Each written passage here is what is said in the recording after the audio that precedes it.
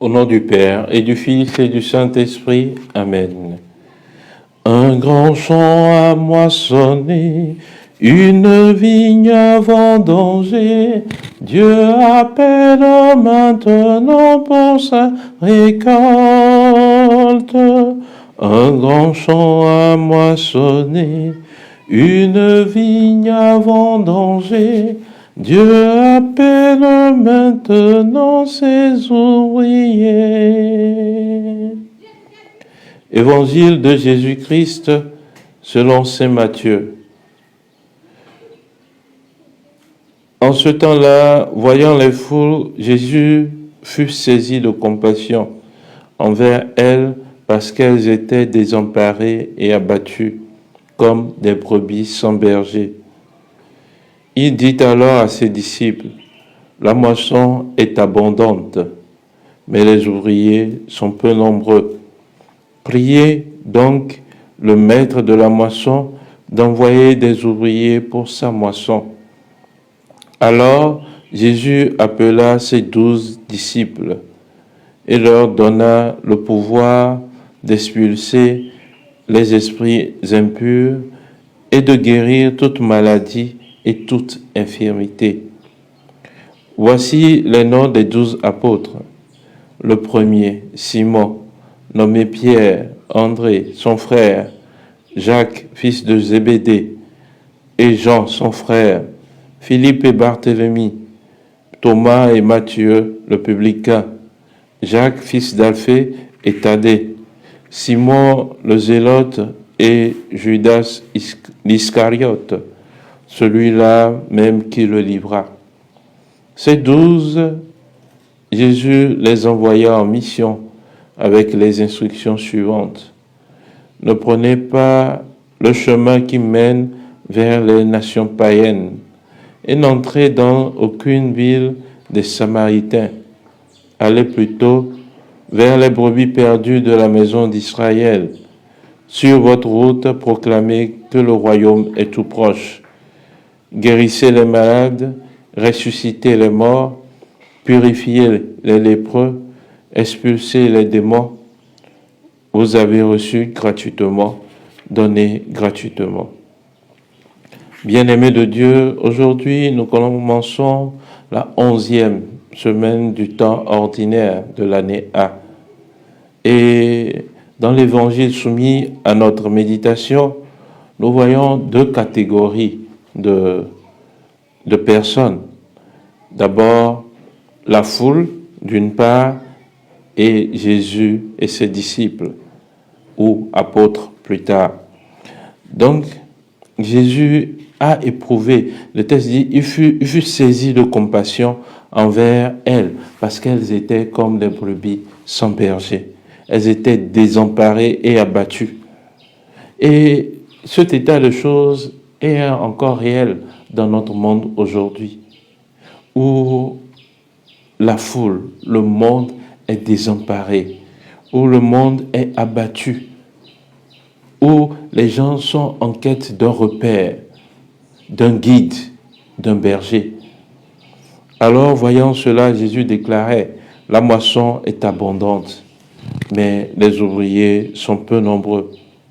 Priez donc le maître de la moisson d'envoyer des ouvriers pour sa moisson. » Donc, deux attitudes sont à observer pour les disciples. D'abord, de prier le Seigneur Dieu d'envoyer les disciples pour sa moisson. Ce n'est pas la moisson des disciples, ni la moisson d'un autre, mais c'est la moisson de Dieu lui-même.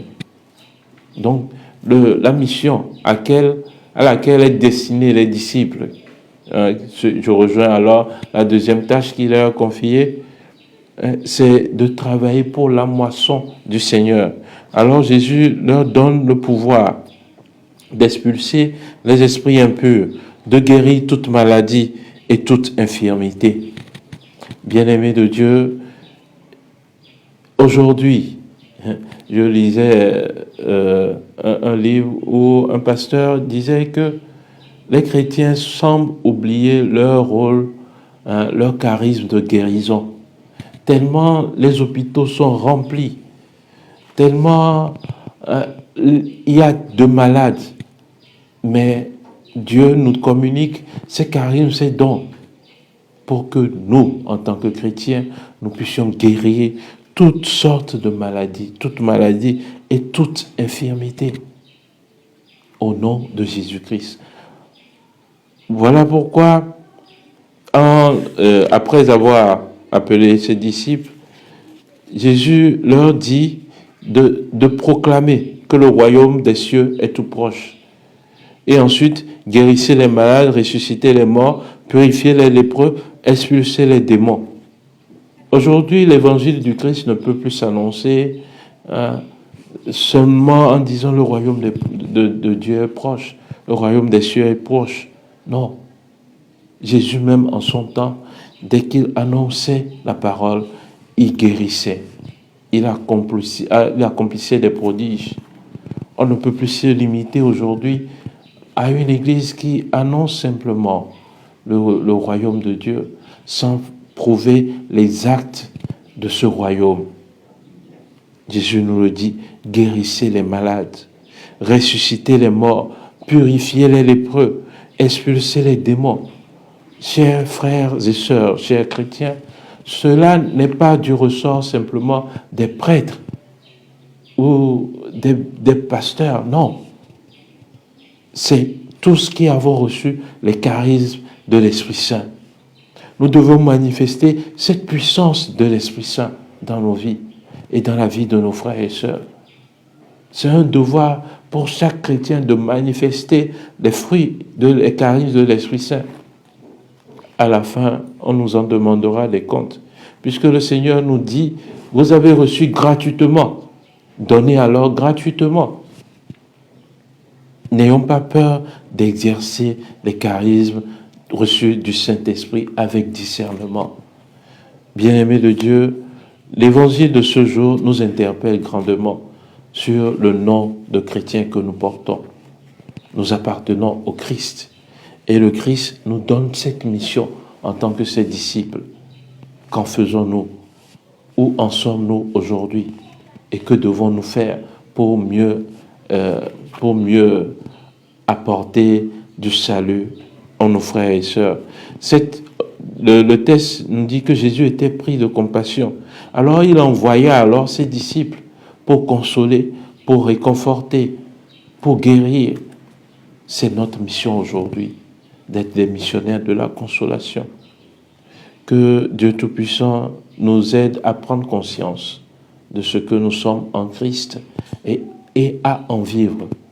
Et qu'il nous bénisse, qu'il nous accorde une excellente journée dominicale, lui qui est Père et Fils et Esprit Saint. Amen.